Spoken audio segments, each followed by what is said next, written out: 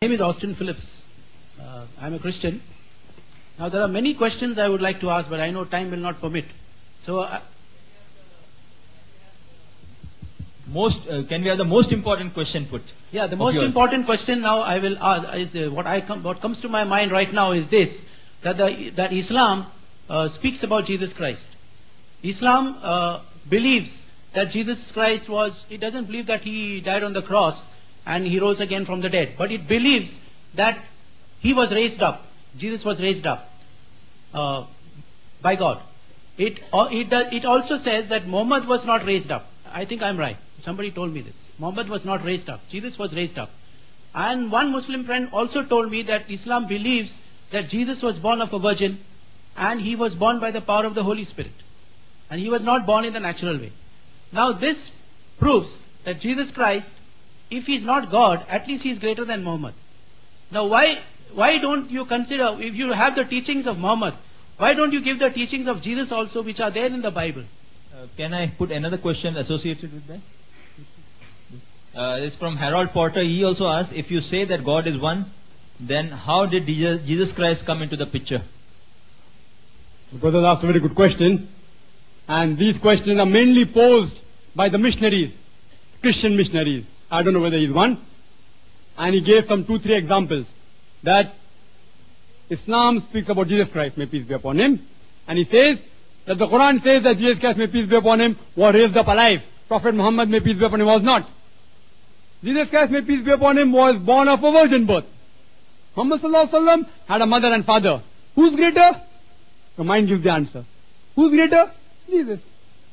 And then he says, and there are many such questions. It also says, it says that Jesus Christ, may peace be upon him, is mentioned 25 times. Muhammad sallallahu alaihi wasallam only 5 times by name. Who's greater? And they pose questions. The pose questions are the Muslims. And our mind thinks, who's greater? Jesus Christ, may peace be upon him. So he wants me to throw some light on Jesus Christ, may peace be upon him. Brother, Islam is the only non-Christian faith which makes it an article of faith to believe in Jesus, may peace be upon him. No Muslim is a Muslim. No Muslim is a Muslim if he does not believe in Jesus, may peace be upon him. We believe that he was one of the mightiest messengers of God.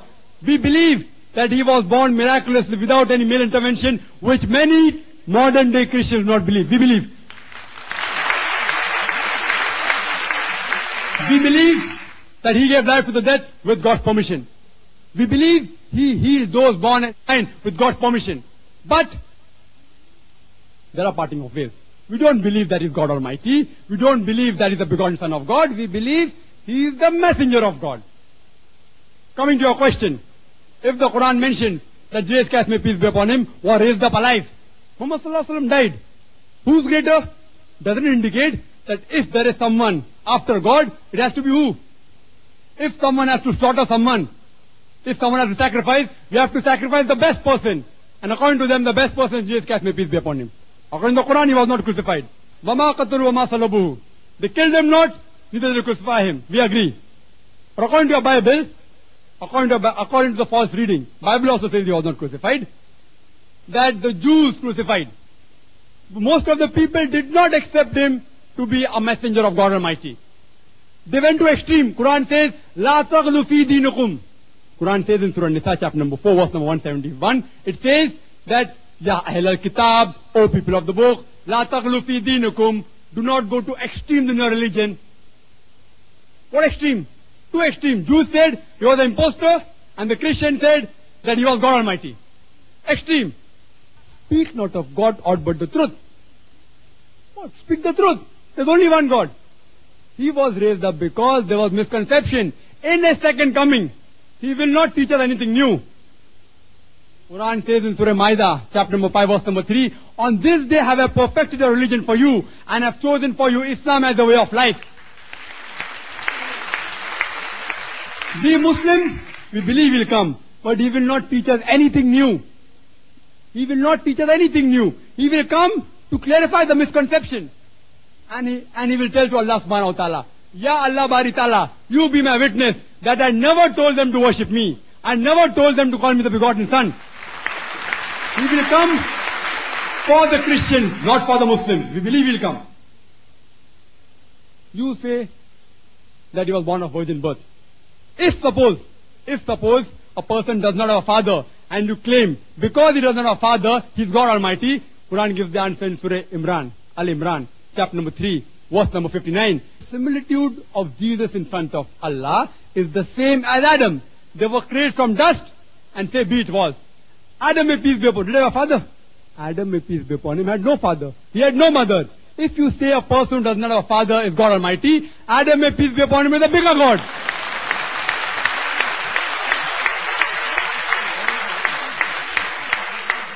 Your Bible, it's not the Quran, it's the Bible. Bible speaks about another superhuman, King Melchizedek.